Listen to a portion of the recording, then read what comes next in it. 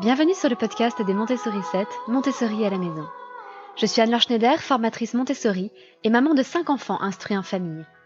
Ma mission, c'est d'aider les parents, les assistantes maternelles, bref, tous ceux que dans notre communauté nous appelons des souricettes, à mettre en pratique la philosophie Montessori chez eux, avec leurs enfants ou les enfants qu'ils gardent. Dans ce podcast, nous parlerons donc de pédagogie Montessori, mais aussi de discipline positive, d'instruction en famille, ce que l'on appelle aussi l'école à la maison, de co-schooling et de bien d'autres choses encore. Aujourd'hui, chers souricettes, je voudrais vous parler de Maria Montessori, du Père Noël et du petit Jésus. Alors j'espère que ça ne va pas vous paraître un peu trop éclectique. Je pense qu'il y a beaucoup à dire sur la rencontre de ces trois personnages. Parce que, vous ne le savez peut-être pas, mais nos enfants, qui sont élevés avec la pédagogie Montessori, ne croient pas au Père Noël. Pour eux, c'est très simple, Noël, c'est l'anniversaire de Jésus. Et pour fêter cet anniversaire, pas tout à fait comme les autres, on s'offre des cadeaux les uns aux autres. Et comme en plus il se trouve que nous sommes lorrains d'origine, mon mari et moi, eh bien nous offrons nos cadeaux personnels aux enfants le jour de la Saint-Nicolas, qui est très fêté dans l'Est et le Nord de la France. Alors, j'entends déjà certains parents hurler que je leur vole leur enfance, je les prive de la magie de Noël, et c'est catastrophique. J'entends aussi peut-être des parents catholiques déplorer que je ne poursuive pas cette tradition qui veut que c'est le petit Jésus qui apporte des cadeaux sur terre en naissant. Et puis j'entends aussi des athées qui doivent se moquer de moi, en disant mais comment peut-on refuser de laisser croire ses enfants au Père Noël et leur parler de Jésus à côté de ça? Alors je vous rassure, tout ça c'est un petit peu plus nuancé et c'est ce dans quoi on va plonger aujourd'hui. C'est vrai que c'est une question qui déchaîne facilement les passions. Tout simplement parce qu'elle touche à des souvenirs très personnels et à des traditions familiales qui sont bien ancrées. Donc tout changement risque d'être vécu comme une trahison envers son passé ou son héritage. Mais pour revenir à Maria Montessori, elle était très virulente contre le fait de profiter de notre position de parents pour imposer des croyances que nous savons être fausses aux enfants. Voici ce qu'elle dit dans le tome 2 de la pédagogie scientifique. Je cite. Nous croyons pourtant développer beaucoup l'imagination de l'enfant en lui donnant à croire comme vraies des choses fantastiques. Ainsi, par exemple, Noël est personnifié dans certains pays latins par une vilaine femme, la Befana. Dans les pays anglo-saxons, au contraire, Noël est un vieillard caduc, couvert de neige, qui porte dans un panier énorme les jouets aux enfants, en rentrant réellement la nuit dans leur maison. Mais comment ce qui est le fruit de notre imagination pourrait-il développer l'imagination des enfants ? Nous seuls imaginons, et non eux. Ils croient, ils n'imaginent pas. La crédulité est en effet une caractéristique des esprits non évolués auxquels manque l'expérience et la connaissance des choses réelles, et auxquels l'intelligence, qui distingue le vrai du faux, le beau du laid, le possible de l'impossible, fait encore défaut. C'est la fin de la citation. Et je trouve ça très beau de voir comment, en fait, ce que reproche Maria Montessori à ses croyances, ça n'est pas qu'elles soient imaginaires, mais qu'elles soient issues de l'imaginaire des adultes et que l'on impose cet imaginaire à nos enfants plutôt que de les laisser développer le leur.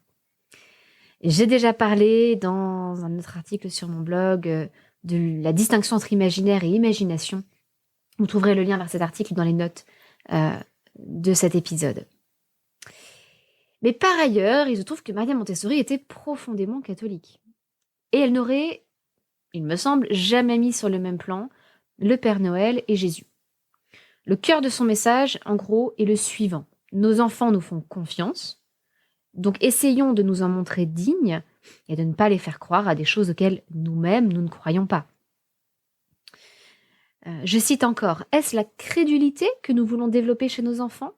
Uniquement pour cette raison que dans la période où ils sont naturellement ignorants et non évolués, ils se montrent crédules ? Fin de citation.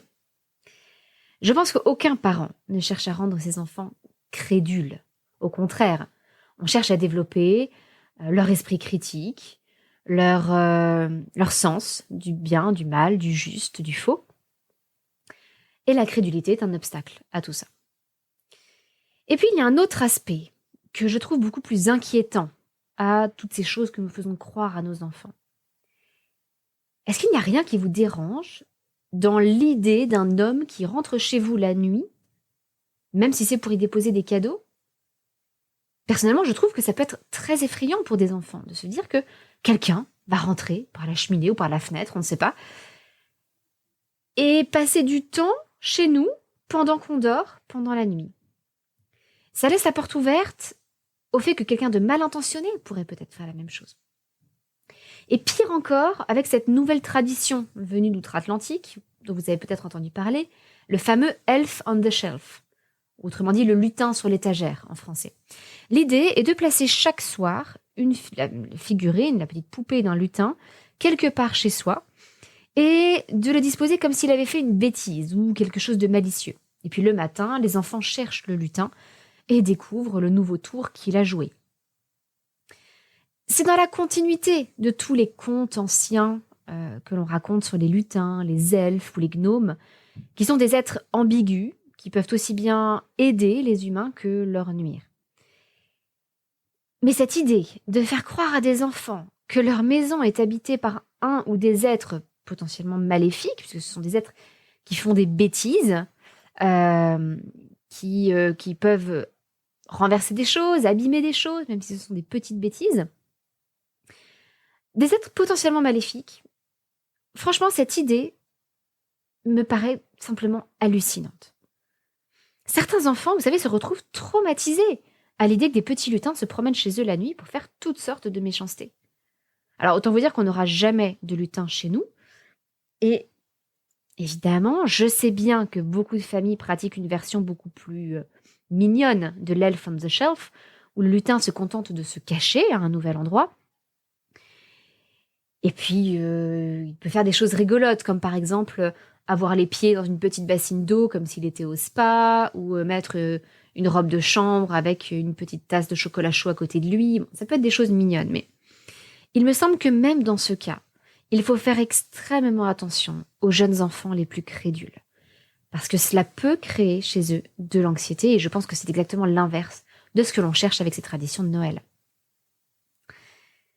Et donc, après vous avoir dit tout ça, je vais peut-être vous surprendre, d'autant plus que je suis montessorienne depuis toujours.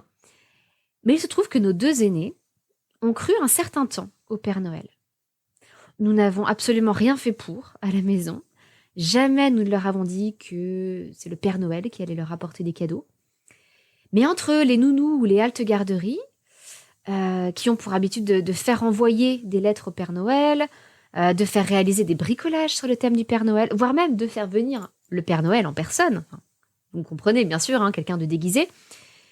Eh bien, nos enfants pouvaient croire au Père Noël. Alors, je vous dis qu'ils ont cru un certain temps au Père Noël, mais pour être parfaitement honnête, je n'ai aucun moyen d'en être sûre.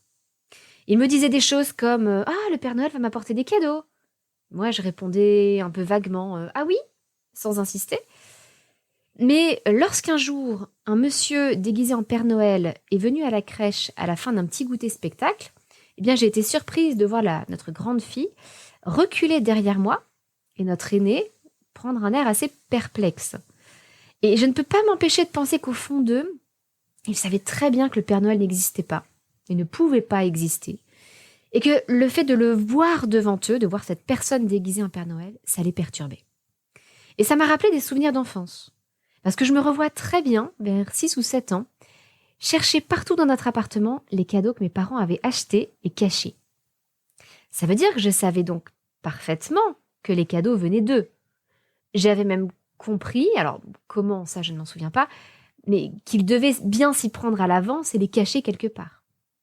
Pourtant, je me rappelle aussi parfaitement jouer le jeu du Père Noël. J'écrivais ma petite lettre avec les cadeaux que j'espérais, je parlais du Père Noël. Officiellement, c'était lui le grand pourvoyeur de cadeaux annuels. Et au fond, je pense que ce que je faisais, c'était tout simplement que je jouais le jeu. C'est un peu comme un code social appris de tous. Et je serais vraiment curieuse de savoir combien d'enfants prétendent seulement croire au Père Noël et se contentent en réalité de jouer le jeu qu'on veut leur voir jouer. Tiens, il y a un Père Noël là au supermarché, tu veux pas aller lui dire les cadeaux que tu voudrais, il y a le Père Noël qui est là. Et en particulier à partir de 6 ans, avec l'âge des grandes questions existentielles et du début du raisonnement, Je pense qu'en fait, peu d'enfants croient encore au Père Noël. Mais en tout cas, nos 2 aînés nous laissaient à penser qu'ils croyaient au Père Noël. Et ça me mettait, je dois le dire, mal à l'aise. 2 choses me dérangeaient. La première, c'est qu'en tant que catholique, le Père Noël dénotait un petit peu dans notre fête religieuse de la naissance et de l'incarnation de Dieu. Et deuxièmement, j'avais le sentiment d'abuser de leur confiance. Alors, je ne leur avais pas fait croire moi-même au Père Noël, mais j'avais un peu l'impression de leur mentir par omission. Comment allait-il ensuite pouvoir me faire confiance sur les choses importantes? Alors, pour résoudre le premier point par rapport à notre foi, à un moment, j'ai été tentée de recourir à une explication qui avait cours dans la famille de mon mari. Ce ne serait pas le Père Noël, mais le petit Jésus qui apporte des cadeaux en venant au monde. C'est mignon, c'est attendrissant, mais c'est faux. C'était plus respectueux de mes convictions, parce que c'est vrai qu'après tout, dans la foi chrétienne, Jésus apporte bien des cadeaux sur terre en naissant, mais ces cadeaux, c'est la paix, la joie, la foi. Ce ne sont pas des petits paquets bien enrubannés sous le sapin. Une autre tradition assez tentante et que j'aime beaucoup par attachement régional, ce serait Saint Nicolas qui apporte les cadeaux sur son âne. Alors pour ceux qui ne connaissent pas cette légende de Saint Nicolas, c'est une légende qui est assez brutale, mais au fond plutôt réconfortante. L'histoire veut que 3 petits-enfants sont allés glaner dans les champs, donc ramasser les épis de blé qui étaient tombés, mais ils se perdent tandis que la nuit tombe. Donc ils vont se réfugier chez un boucher qui, pour une raison qui m'échappe, décide de les tuer, de les couper en petits morceaux et de les mettre dans son saloir. Charmant, hein. Quelques années plus tard, alors suivant les versions, c'est 3 ans, 7 ans, parce que ce sont des chiffres qui ont une symbolique assez forte. Donc quelques années plus tard, Saint Nicolas frappe à la porte du boucher et lui demande à entrer puis à souper.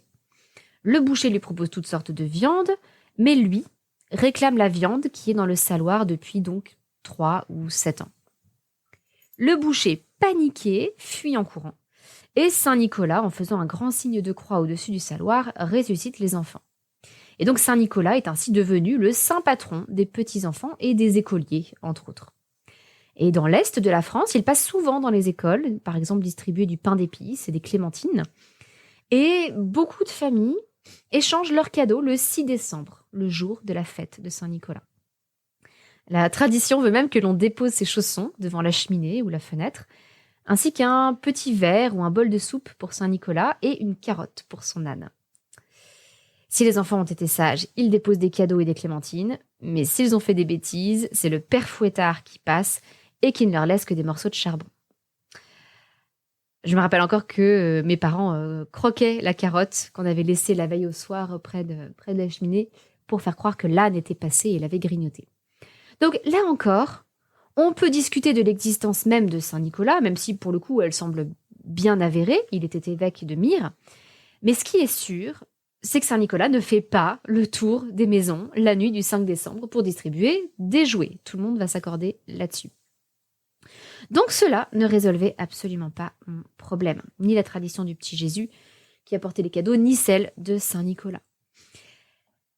Et donc la seule solution qui me restait était de parler aux enfants et de leur dire toute la vérité.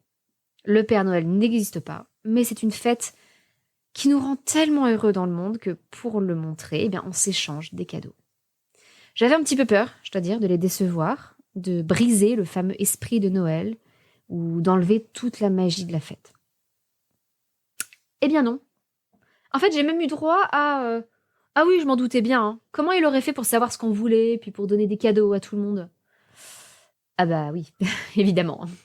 Du coup, je me suis sentie un petit peu bête. Parce que tout simplement, et ce n'était pas la première fois ni la dernière, mais j'avais sous-estimé mes enfants. Et je ne crois pas que cela ait retiré quoi que ce soit à leur joie. Ils s'amusent toujours de voir un Père Noël dans la rue, même s'ils savent très bien que ce n'est qu'un déguisement. Et je pense même que ça les rassure d'avoir mis sur la table le fait que c'est une tradition et que c'est pour ça que tout le monde fait semblant d'y croire. Du coup, ils comprennent mieux. Sauf que maintenant, ils ont aussi pris conscience qu'ils pouvaient eux aussi offrir des cadeaux. Par exemple, en tissant un bracelet de perles ou en fabriquant une décoration de sapin en argile, ou en faisant une cible en bois, ou tout un tas de choses pour leurs cousins du même âge, qui ne croient pas non plus au Père Noël, et donc qui font des échanges de cadeaux entre eux.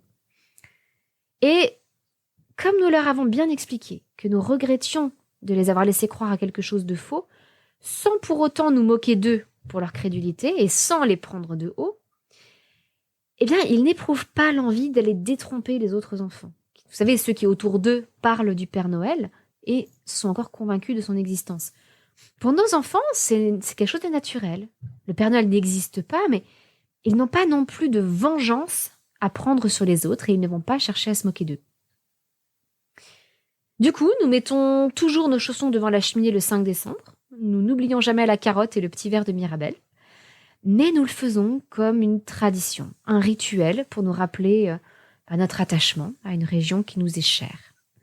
Et le matin, nous nous émerveillons tous ensemble devant les cadeaux reçus, mais les enfants viennent nous dire merci à nous et ils savent très bien qui les a déposés pendant la nuit. Ce n'est pas parce que nous croyons en un personnage magique que nous accomplissons ce petit rituel, mais c'est parce que nous accomplissons ce rituel ensemble, en famille, que l'instant devient magique. Malgré tout, vous voyez peut-être une contradiction entre le fait de refuser l'imaginaire et celui d'enseigner la vie de Jésus ou des saints et de raconter les récits de la Bible. Alors je reviendrai peut-être sur les récits les plus anciens et pour beaucoup symboliques de la Bible dans un futur podcast, mais pour les saints, la question est encore différente parce que souvent il y a une légende dorée qui s'est formée autour d'événements réels. Tout ça pour prendre une portée symbolique. Prenez par exemple Saint Georges. Saint Georges, c'est le saint patron de l'Angleterre, qui aurait combattu un dragon. Évidemment, c'est un symbole du combat et de la victoire du bien sur le mal. Et c'est une image de la chevalerie. Mais évidemment, Saint Georges n'a pas combattu un dragon. Entendons-nous bien. Mais pour le reste, pour ce qui n'est pas cette légende dorée, la vie des saints est généralement parfaitement attestée. Et je n'ai pas de raison de la mettre en doute. De même pour Jésus, en tant que chrétienne, moi je crois tout ce qui est dit dans l'Évangile, littéralement. Et pour moi, le transmettre aux enfants signifie leur donner les moyens de grandir dans la foi et dans la sainteté, de devenir des hommes et des femmes qui soient bons, attentionnés envers les autres et pleins d'amour. Du coup, en leur enseignant la vie de Jésus, je n'abuse pas plus de leur crédulité que de la mienne. Je ne leur transmets que ce dont je suis moi-même intimement convaincue jusqu'au fond de mon être. Et puis ne vous en faites pas, maintenant que les enfants savent ce qu'il en est du Père Noël, je vous assure qu'ils ne laissent rien passer. Et je suis bien obligée de m'assurer que les fondements de ma propre foi sont solides. Et pourquoi Jésus, il existe ? Donc je me suis retrouvée à faire de l'apologétique. Par exemple, personne n'a jamais accepté de mourir plutôt que de renier le Père Noël. Alors que l'exemple des martyrs nous montre que la foi en Jésus est bien plus forte. Donc, vous voyez, on se retrouve à avoir ce genre de discussion depuis des années maintenant avec nos enfants, et puis peut-être 7, 8 ans. Et c'est absolument passionnant. Pourquoi aller jusqu'à mourir pour quelque chose dont on sait que c'est faux ? Or, les apôtres eux-mêmes, qui connaissaient Jésus, sont morts en martyrs. Ils ont laissé des lettres, ils ont laissé des écrits, etc. Donc c'est tout un travail d'esprit critique que nous faisons ensemble avec nos enfants. Mais il faut de toute façon le faire à un moment donné, ce travail, pour apprendre à distinguer l'histoire des légendes. Donc autant s'y attaquer aussi pour quelque chose d'aussi important dans notre vie que la religion. Je considère que nous, adultes, nous devons être prêts à défendre notre foi et, par là même, nous apprenons à nos enfants à défendre la leur. Et je pense que c'est quelque chose de vital si on veut éviter qu'à l'adolescence, nos enfants perdent la foi parce qu'on leur a simplement dit que c'était comme ça et qu'ils devaient y croire quand ils étaient plus jeunes, sans apporter la moindre justification. Je pense que tout repose en la matière sur les fondations qui auront été bâties ou non pendant l'enfance. Alors, il y aurait encore bien des choses à dire sur l'imaginaire et l'imagination. Comme je vous l'ai dit, j'ai déjà rédigé un article sur le sujet. Mais je pense que ça va suffire pour aujourd'hui, d'autant que, attention, il n'y a pas que la question de Noël. J'ai réalisé quelques mois après avoir parlé du Père Noël à nos enfants, ça remonte maintenant, mais que j'avais oublié un petit point. quand notre fils aîné nous a demandé « Mais comment notre chat sait-il qu'il ne faut pas manger la petite souris quand elle vient apporter un cadeau ?» Oups, parce que oui, on parlait de la petite souris pour les dents. Donc là aussi, on a changé un peu les choses. Et les enfants, maintenant à la maison, savent que la petite souris, c'est papa, qui a un placard à petits cadeaux, enfin qui a une étagère dans le placard, avec des petits cadeaux de petites souris, et que c'est papa la petite souris. Mais bon, voilà sur cette question de Maria Montessori, du Père Noël et du petit Jésus. Et puis, je voudrais vous inviter, si vous avez écouté jusqu'ici, à une toute petite chose. Vous le savez peut-être si vous écoutez ce podcast de façon fidèle, sinon désolé d'annoncer cette nouvelle d'une façon qui vous paraîtra peut-être brusque. Mais l'un de nos enfants est mort il y a 9 mois. Et l'une des choses qui m'aide à m'endormir le soir quand c'est difficile, c'est de me souvenir des moments que j'ai passés avec lui tout seul, où je jouais avec lui, où il venait sur mes genoux, on faisait un gros câlin et il s'endormait dans mes bras. Et je reviens souvent à ces moments, et en particulier au moment où je ne l'emmenais pas chez la nounou, où ses frères et sœurs, c'était l'année où ils étaient à l'école, et donc où je l'avais un petit peu pour moi toute seule. Il m'avait pour lui tout seul aussi, et on passait ces moments délicieux ensemble. On allait jouer au parc, juste lui et moi. Et on entend parfois les gens qui vivent des drames comme le nôtre dire tirez-en une leçon, soyez conscients de la merveille que c'est d'avoir vos enfants, soyez toujours dans l'émerveillement, etc. Et je vais pas vous dire ça, parce que c'est complètement irréaliste, parce qu'il y a votre vie de tous les jours, parce que quand vous êtes en train de préparer le dîner, vous n'êtes pas forcément en train de déborder de gratitude pour chacun de vos enfants. Peut-être que vous avez eu une journée difficile, peut-être que vous êtes fatigué, peut-être que vous n'avez pas envie de jouer à ce jeu avec votre enfant, parce que vous n'aimez pas ce jeu, ça ne vous plaît pas. Peut-être que votre enfant est pénible ce jour-là, que c'est difficile d'être avec lui. Donc, bien sûr qu'il y aura des hauts et des bas, et des moments où la vie sera un petit peu plan-plan et suivra son cours. Mais ce que je voudrais vous inviter, c'est simplement de temps en temps, lâcher prise et juste accepter d'être dans l'instant présent, idéalement avec l'un de vos enfants. Je parle souvent des temps dédiés, qui est un outil de discipline positive où on passe un moment privilégié avec un de nos enfants, même si ça ne dure pas forcément longtemps. Et vivez pleinement ces moments. On ne peut pas être en pleine conscience 100% du temps, ça n'est pas possible physiquement.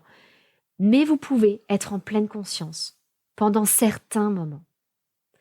Et peut-être qu'en cette période de Noël, plutôt que de s'agiter, plutôt que de faire 1 milliard de choses, d'aller à 1 milliard d'événements ou de spectacles ou de festivals ou de fêtes de ceci ou de marchés de Noël de cela, peut-être que vous pouvez simplement savourer ces petits moments du quotidien où vous partagez quelque chose avec l'un de vos enfants. Voilà, je vous assure vraiment, alors c'est difficile d'en parler dans le cadre d'un deuil, mais c'est l'un des points sur lesquels, du coup, je n'ai pas de regrets. Parce que j'ai ces moments auxquels me raccrocher. Et je sais qu'aujourd'hui, on vit un peu nos vies à 100 à l'heure. On voit plus ces enfants grandir, ça passe tellement vite. Et encore une fois, ça ne veut pas dire que tous les jours, vous réussirez à être pleinement conscient de la beauté de la relation que vous avez avec vos enfants. Mais une fois de temps en temps, ça vaut le coup. Voilà pour aujourd'hui, tout ça sans culpabilité, sans aucune pression. Simplement dans la joie d'être ensemble, en famille. Et de développer de belles relations avec nos enfants qui grandissent petit à petit. Voilà, c'est tout pour aujourd'hui. Je vous donne rendez-vous mardi prochain. Et d'ici là, je vous souhaite une excellente semaine. Votre petite sourisette, Anne-La.